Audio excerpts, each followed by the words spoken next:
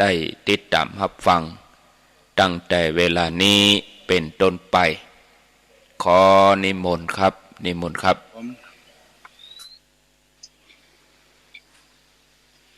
สาธุครับ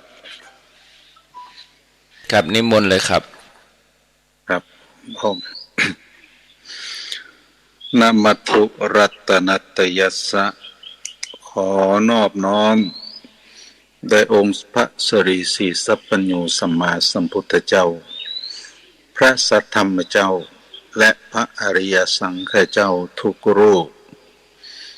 ก็น้อมถวายความพระเดชพระคุณหลวงพ่อครูบาพรหมาพระมจักโกซึ่งเป็นที่เคารพสักการะอย่างสูงยิ่งขอถวายความเคารพครูบาอาจารย์พระสังฆาธิการเจ้าคณะพระสังฆาธิการทุกรูปที่เปิดเครื่องรับฟังหรือบ่เปิดเครื่องรับฟังในเวลานี้ทุกท่านโดยความเคารพยิ่งขอเจริญพรบรรดาศรัทธาสาธุชนทุกคนทุกท่านที่กำลังเปิดเครื่องรับฟังรายการธรรมะรับแสงอรุณในเจ้าวันนี้เป็นวันที่3 มิถุนายนพุทธศักราช2565เป็นวันศุกร์ตรงกับวัน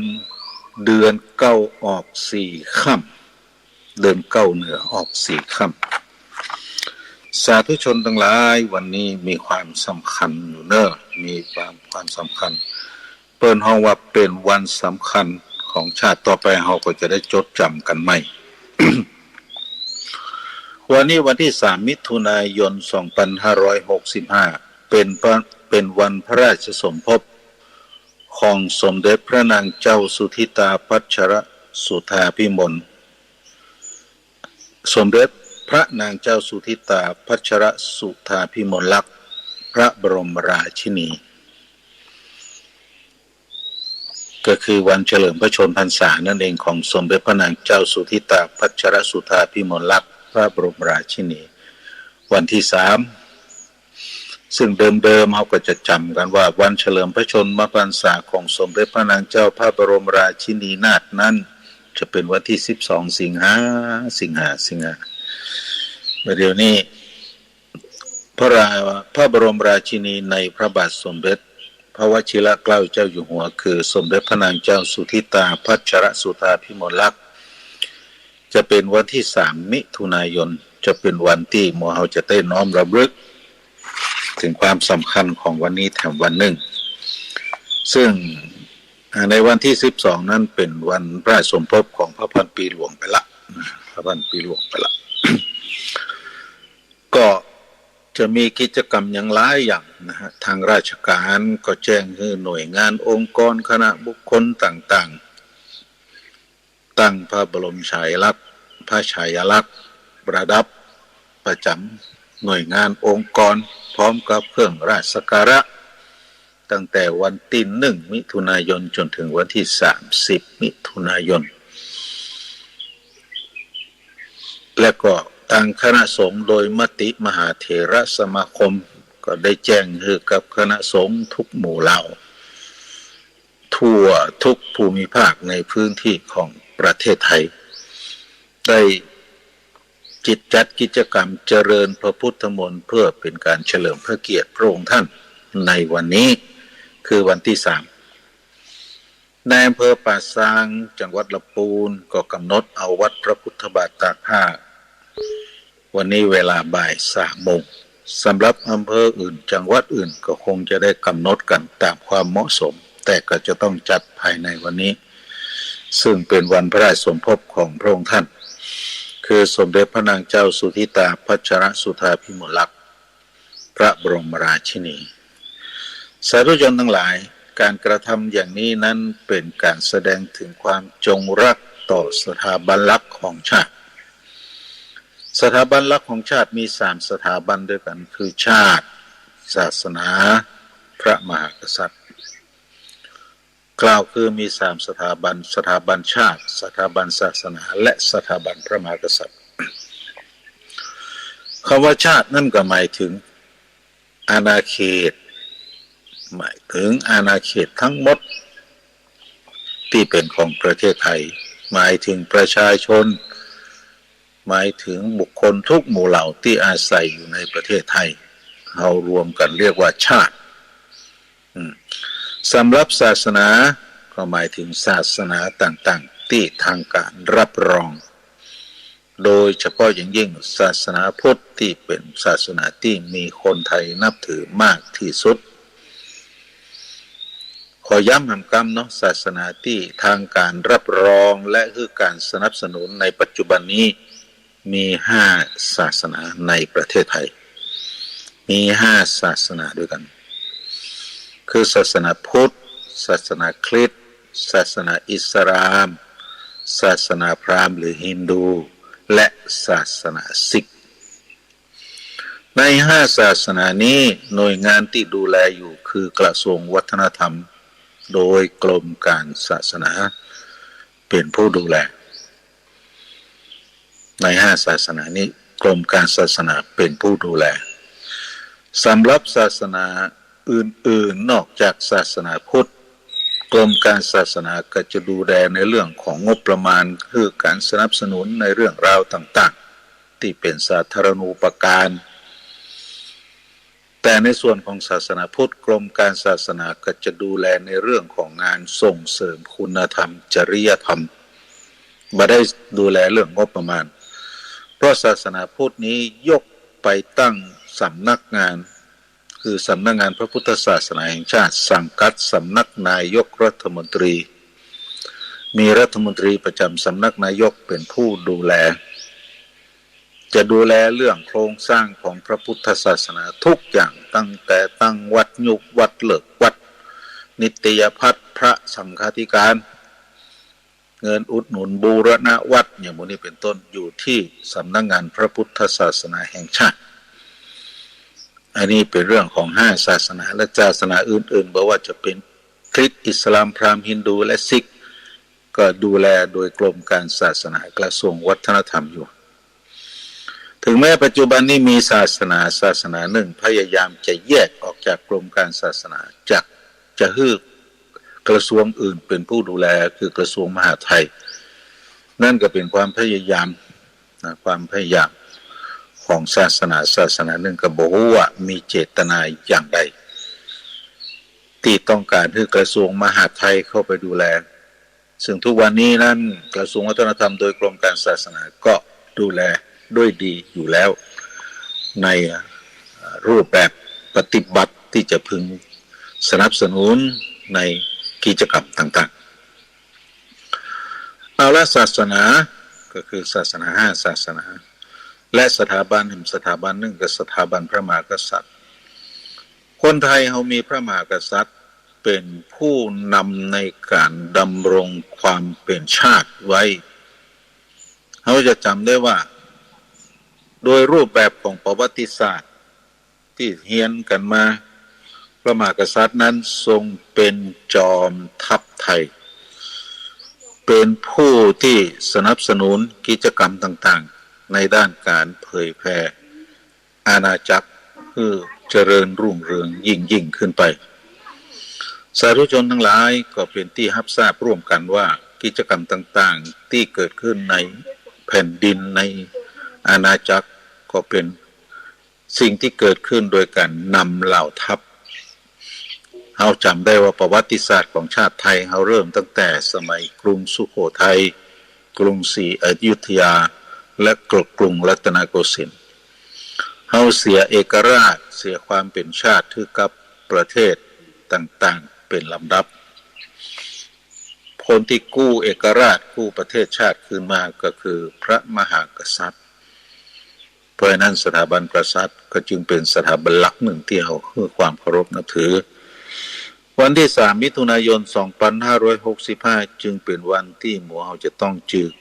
จดจำกันว่าเป็นวันพระราชสมภพเป็นวันเฉลิมพระชนมพรรษาของสมเด็จพระนางเจ้าสุธิตาพัชรสุธาภิมลลักษณ์พระบรมราชินีตั้งแต่บัดนี้เป็นต้นไปความจริงก็เมื่อละนะหลายปีมาละแต่เฮาบอกให้จำกัน สาธุชนทั้งหลายท่านหันธงชาติก่อนทุกคนรู้จักธงชาติธงชาตินั้นจะมีอยู่3 สีแต่มี5 ริ้ว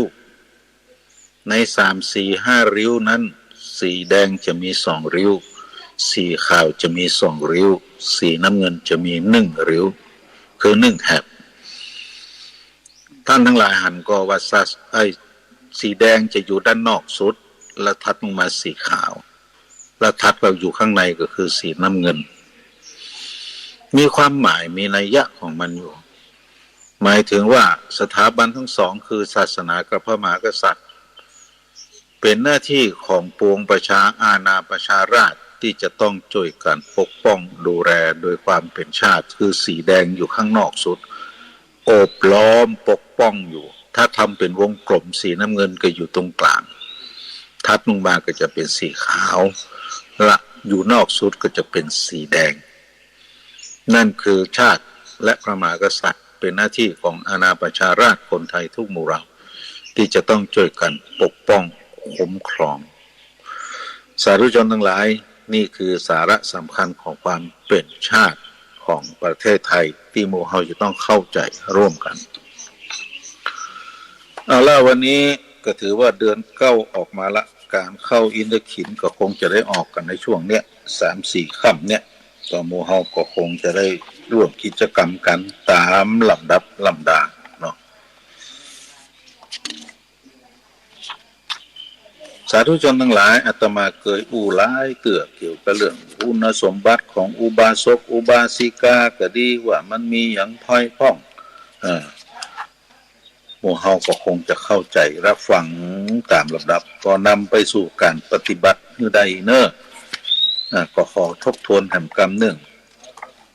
คุณสมบัติของความเป็นอุบาสกอุบาสิกาก็มี1จะต้องเป็นผู้มีศรัทธามีศรัทธาก็คือความเชื่อที่ประกอบไปด้วยปัญญาเป็นความเชื่อที่ไม่หวั่นไหวในพระพุทธศาสนาในความเป็นองค์สมเด็จพระสัมมาสัมพุทธเจ้าในพระสัทธรรมเจ้าและพระอริยสังฆเจ้าจึงฮ้องว่าเป็นผู้มีความเชื่อมั่นไม่หวั่นไหวข้อ2จะต้องมีศีลคือมีปกติกายวาจาใจบ่ไปเบียดเบียนไผบ่ไปรังแกไผบ่ไปสร้างความเดือดร้อนให้กับไผคิดตัวอย่าไม่ต้องไปคิดมากนะศีลคืออย่างปานาติปาไม่ต้องไปว่ากันเราคิดว่าปกติกายวาจาใจไม่ต้องไปเบียดเบียนบีทาไผคือเกิดความเดือดร้อนห้อนใจตอนนั้นก็ถือว่าได้ถือเป็นผู้มีศีลแล้วข้อ3บ่ถือมงคลตื่นข่าวบ่ถือมงคลตื่นข่าวก็จะเปิ้นเฮที่ไหนไปที่หั่นบ่นโลที่ไหนก็ไปที่หั่นบ่เอาต้องมีสติคิดถึงเหตุถึงผลมีวิจารณญาณในการตัดสินใจในเรื่องราวต่างๆตามสมควรตามสมควรยิ่งในปัจจุบันนี้นั้นมันเหมือนกับในสมัยครั้งพุทธกาลก็คือคนที่รู้ว่าการตรัสรู้ของพระสัมมาสัมพุทธเจ้าเกิดขึ้นแล้วคือมีพระอรหันต์เกิดขึ้นแล้วทุกคนก็อยากจะไปเผยแพร่อยากจะไปพบปะอยากจะไปสนทนาธรรมอยากจะไปฟังธรรมพระอรหันต์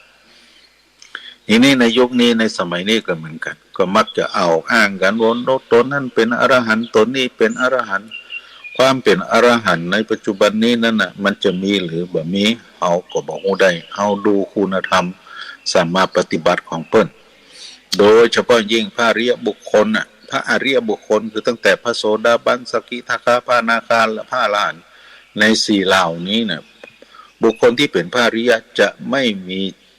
สติวิปราชจะเป็นผู้บ่มีอัลไซเมอร์จะเป็นผู้มีสติจึงเป็นพระอรหันต์เป็นพระอริยบุคคลได้นะอย่างตัวลงนี่ตึงว่าไผเป็นพระอรหันต์ไผจะเป็นไผก็เป็นเรื่องเปิ้นนั่นหมายถึงว่าเฮาคุณธรรมเฮาบ่ถึงเฮาก็จึงรู้บ่ได้ว่าเปิ้นมีบรรลุธรรมในระดับไหนอย่างใดนะครับก็อยากจะให้หมู่เฮาได้เข้าสู่การปฏิบัติทำความเข้าใจในเรื่องต่างๆเหล่านี้โดยความเหมาะสมอย่าไปโลเลไปตัวเปิ้นไปเลยเปิ้นว่าแม่นก็แม่นทั้งที่การจะกล่าวว่าบุคคลนั้นเป็นพระอรหันต์บุคคลนี้เป็นพระอริยระดับไหน คนที่อู้จะต้องมีคุณธรรมเสมอกันหรือสูงกว่าจึงจะรู้ได้ว่าคนนั้นเป็นพระอริยะในระดับใด